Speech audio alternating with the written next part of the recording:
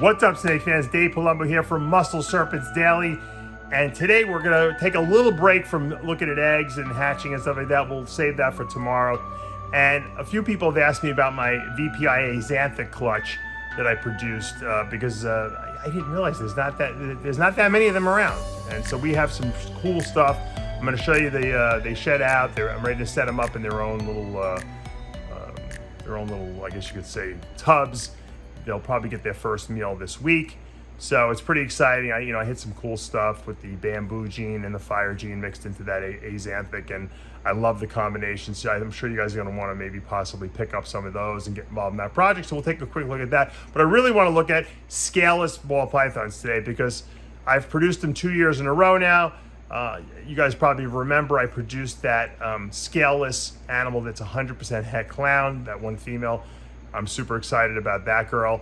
So let's take a look at the scaleless animals that I've produced, maybe some of the husbandry, requirements they have, just some of the odd things that they do that other snakes don't do, like they shed a lot more frequently. I want to go over some of that stuff with you. So if you decide to get into the project or you decide to buy a scaleless animal, you'll understand what you're getting into, and because it does require a little bit more work, not a ton more work, but they are unique animals and obviously they look unique. So let's go inside and take a look and see what's going on. All right, I'm gonna be setting up some snakes here tonight in the snake room. It's Saturday night, and I figured I'm getting backlogged a little bit. These guys haven't eaten yet. It's been, it's funny, ball pythons really don't need to eat that frequently after they shed out for the first time. You can give them a week or two. Sometimes it makes them hungrier. These are big babies anyway. They had probably good yolk sacs that they absorbed. A couple people have asked me, evidently there's not that many VPI Axanthic stuff around, and we got a lot of good stuff here. We got this regular VPI Axanthic. This is the single gene one. We got a VPI Axanthic bamboo here. Bamboo's a very interesting kind of it's funny because bamboo kind of has like a very black and whitish look to it anyway. And then we got this golden child here. This is VPI Axanthic Bamboo Fire. So you can see the difference between these three. There's definitely dark, a little lighter, lightest. Obviously the fire cleans up that bamboo quite a bit. Bamboo is kind of like dirty looking. It has, and a lot of people like that. That's the coolness about bamboo. But if you want to clean up bamboo, just get that really, dorsal bamboo pattern showing through. You go with fire. So I think that bamboo is perfect for the Axanthic gene because it really does match into that anyway. I've seen bamboo added into like Orange Dream, and I don't think it really does very much. I don't think they really work well together. Even into Ultramel and bamboo, and I think it kind of just washed it out. It lost its luster. Bamboo almost is like an Axanthic kind of like morph in and of itself. So it works well when you combine it with the Axanthic. So these babies will be for sale. I might keep one Holdback out of this clutch. I'm gonna sex these guys, and if you guys are interested, you guys can hit me up. And they're gonna go up for sale shortly, probably.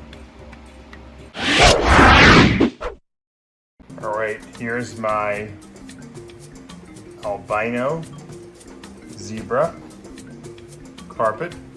The only baby that made it from my albino zebra to albino zebra pairing.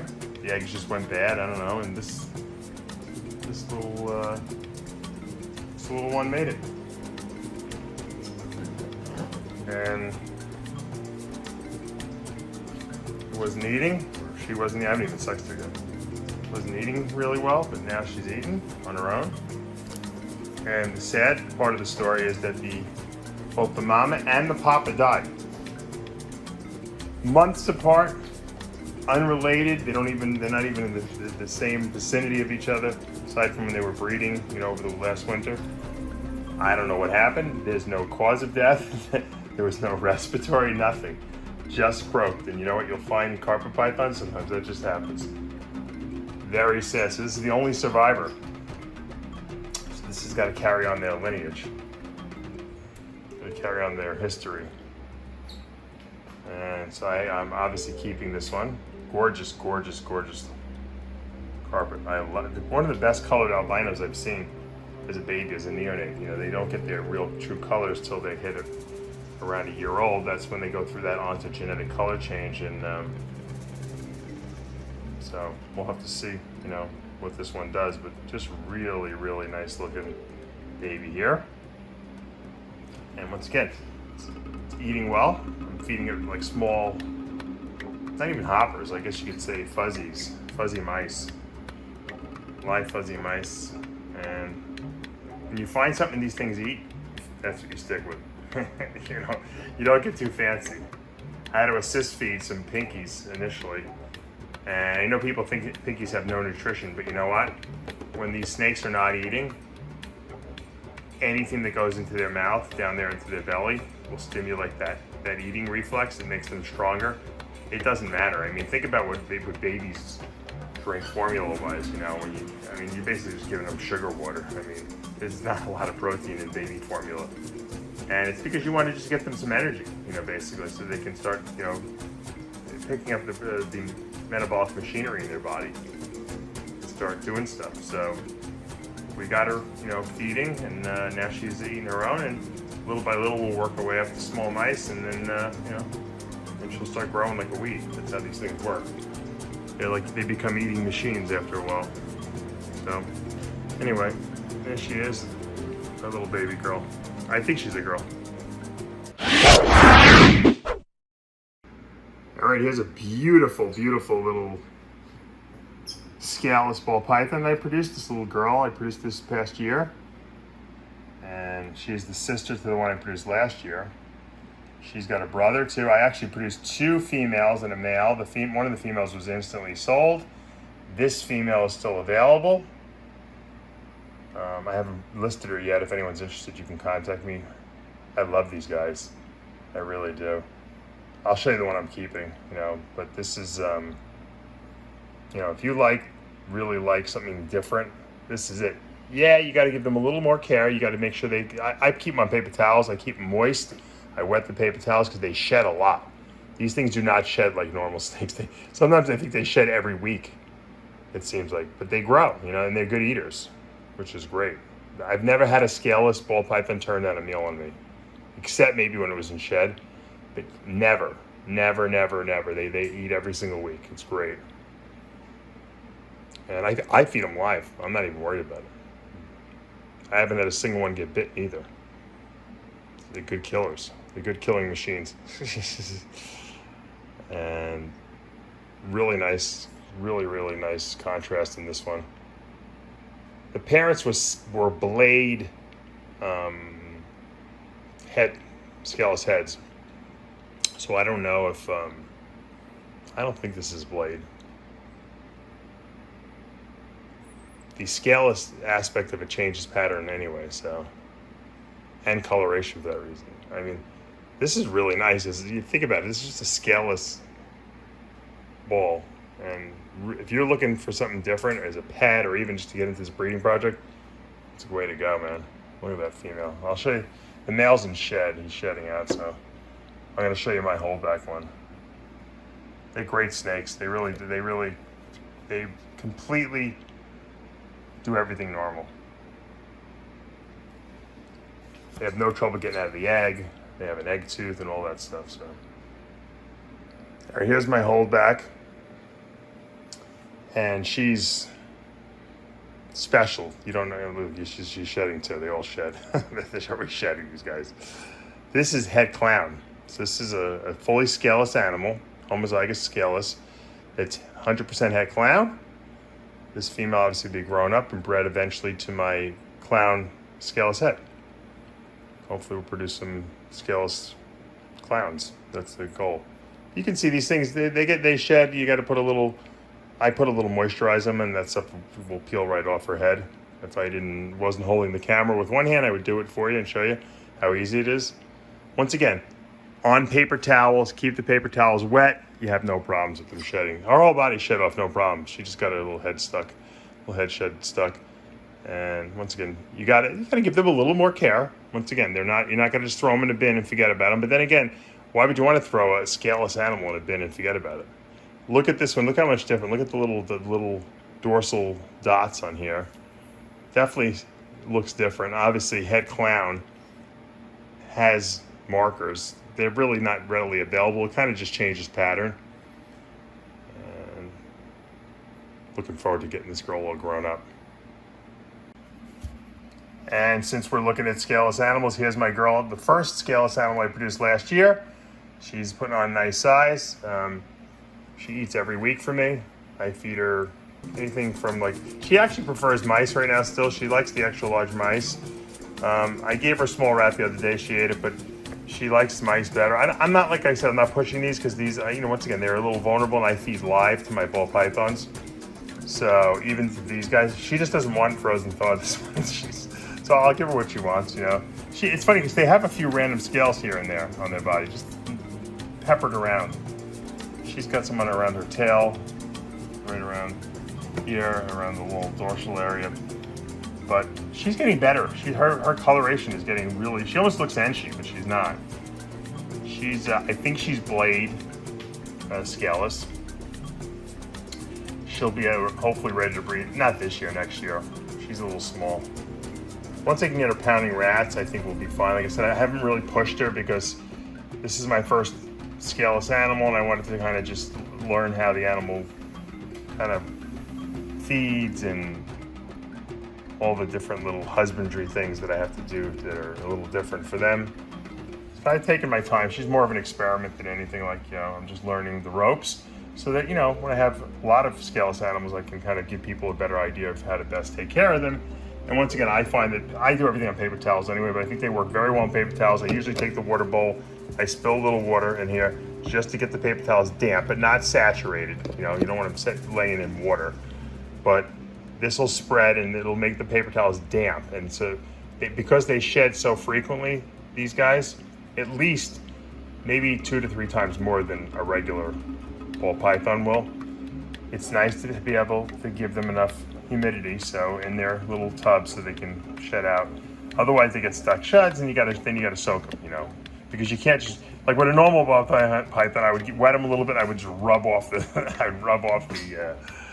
shed. But this one you gotta be a little more careful because they have skin. There's no scales here, so they're pretty tough, but at the same time I don't want to tear their skin, so I try to keep them moist in here, and then I'll every once in a while put a little moisturizer on them just to keep the skin moist, especially when it gets dry. I try to keep my snake room, I try to keep the humidity high. I actually just spill water on the floor. I have humidifiers running, but it's not enough, so I spill water on the floor, and usually that will keep the humidity at least 60% here. Because in Florida, remember, we got to run air. Everyone's like, oh, Florida, just open the door. No, well, it's 95 degrees outside. I got to run air conditioners there. These guys are going to overheat. So when you run air conditioners, it sucks the humidity out of the room.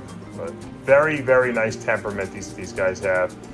And they make great pets. And I think probably in another 2 to 3 years, people are going to be buying them regularly as pets, and they're going to be way affordable. Probably be about $500 to $750 a piece, I would think, for the regular ones. Obviously, once you start adding morphs into them, a clown scaleless is going to be way more expensive. But you'll be able to get a snake like this, which is probably still going for $2,000. You'll probably get it for $500. And once again, they'll become, commonplace as pets because they're cool.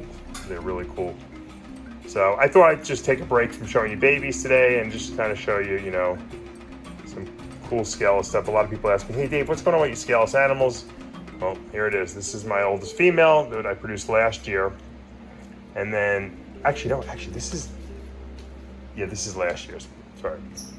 And then I produced the 2 I produced 4 this year. The one I'll be keeping, the head clown one, and then of course the 3 normal or blade scaleless animals.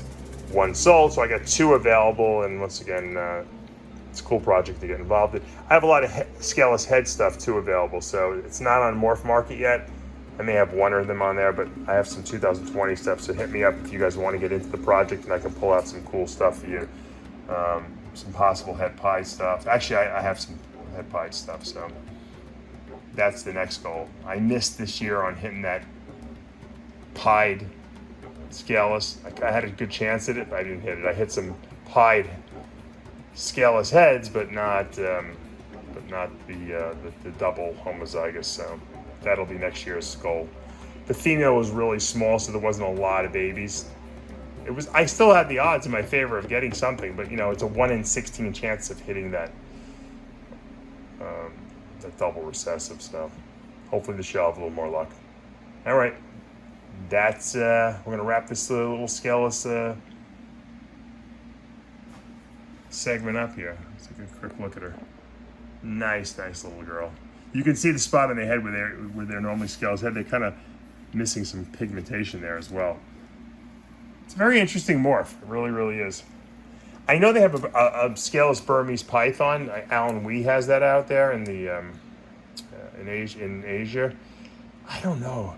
With a big snake like that might be a little more difficult. Ball pythons are in a tub. I mean, you can easily soak these things in a Tupperware, container. I don't know if I would be able to do a huge berm, like that. I know his scales just gave birth, laid some eggs too, so that was really cool. I love the berms, but a scaleless berm could be especially a big animal, might be a lot of work to get those if it doesn't shed properly. But hey, where there's a will, there's a way. If you guys are into it, you can do it. So I'm sure they'll be here eventually. Not in Florida, unfortunately. That's another whole story. All right, guys, that's going to be it for today. It was a busy day, so as it always is here at my facility. And, I'm thinking about obviously building another building. I didn't really talk about it too much with you guys yet, but I have a piece of property next door to me. We just cleared the land, and I'm thinking about possibly turning this snake room into a gym, home gym, so we can work at it, and building a huge snake building over there, even bigger than what I have here. So that's a possibility, and obviously if that does happen and we do move forward with that project, I will involve you guys and show you all the steps of the way, because that's kind of exciting. I loved watching Justin Kabilka build his building and all the stuff that he did over there, but obviously I would try to segment it into a cold room. So for the cold species like the olive pythons and the Brettles pythons and my blue-tongued skinks and things that just need to be kept colder, I'll have that ability to thermoregulate those rooms according to the species and the requirements. And of course, right now I have a lot of stuff mixed together. I have berms with boas, with carpets, which seems to be working out fine. But it's nice to be able to have their own rooms for themselves. Whether the berms are here or not, that's going to be another whole story, because Florida is obviously making them illegal. Even if I do get a permit to possess them and to educate people, I won't be able to breed them, so that's a bummer. So unless USARK can do something and get this law changed before it becomes permanent. That's, once again, something that we'll talk about in future episodes, but, a lot of cool stuff going on, and that always excites me, and I hope you guys enjoyed the little scaleless ball python tutorial we did, and then got the little update on the VPI Axanthics. If you guys are interested in anything, hit me up. No problem. I have my phone numbers everywhere. Guys, I have guys call me all the time. I love to talk to you and try to educate you. And if you're interested in certain things, find what you are interested in, maybe even help you pick out what you want, because a lot of people don't know and they want some suggestions as well. And so I have no problem doing that. All right, you guys know what to do. Hit that subscribe button, turn on your notifications, hit the like button. See you back tomorrow morning.